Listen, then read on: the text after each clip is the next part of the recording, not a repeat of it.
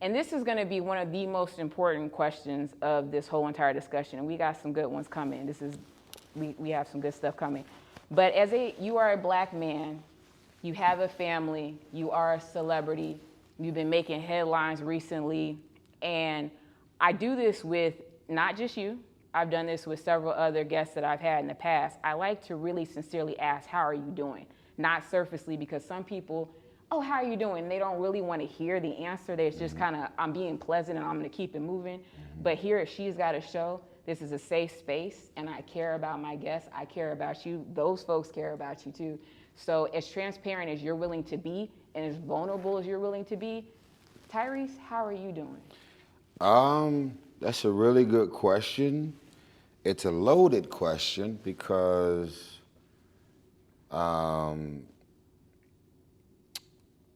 there's a lot of different topics and a lot of different issues that are either resolved, that I'm still in the middle of, that are about to be resolved. So one thing I can tell you is that the Lord Jesus Christ is the Alpha and the Omega. And although we don't understand why things happen,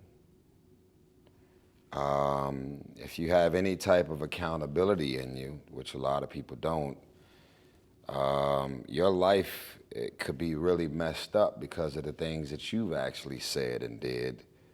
And then you running around playing victim, like, I don't know what happened, why all this is happening to me.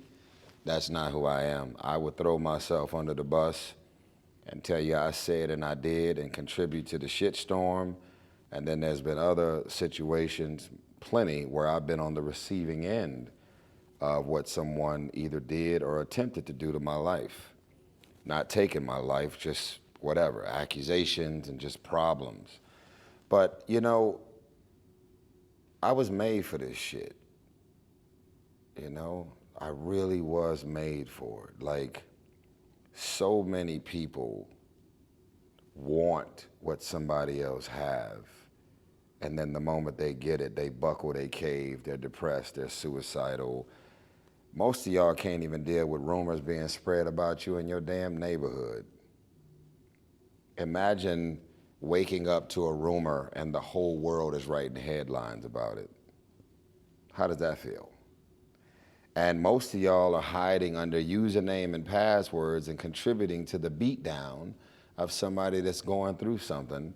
And instead of praying, showing love, and being part of this safe community, you're hiding behind an alias, ripping somebody to pieces. And your life fucked up. So I've just learned to look at it through this lens. My career started with a 30-second commercial.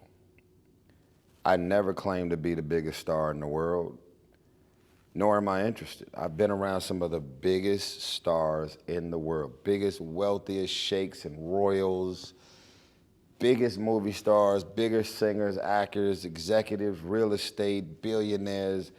I've had the luxury of being in the presence of every color imaginable pertaining to success, to then realize what I want and what I don't want for my life. I love how regular my life still feels, even though it's not regular at all. I love that I would prefer to be around regular people in my mind, meaning non-celebrities, because in most cases, they are not who they are.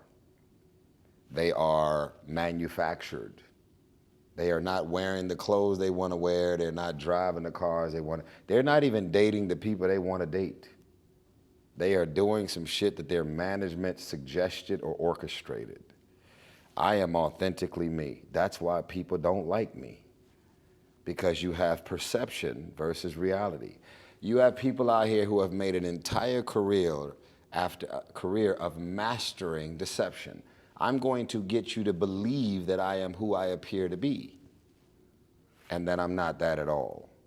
So when somebody comes out and they're raw and they're unfiltered and they're me, then something ain't, well, that something ain't is called having a real experience.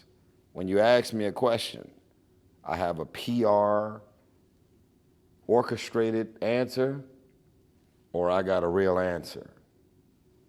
And so I'm not okay. It can't be easy to be me after burying your mama on Valentine's Day. Paul Walker, John Singleton, the son of Dr. Martin Luther King Jr., Dexter King, both of my sisters. It was 4 of us. It's only 2 of us left. Waking up to a divorce, having 2 daughters now, being raised by single mothers and single fathers.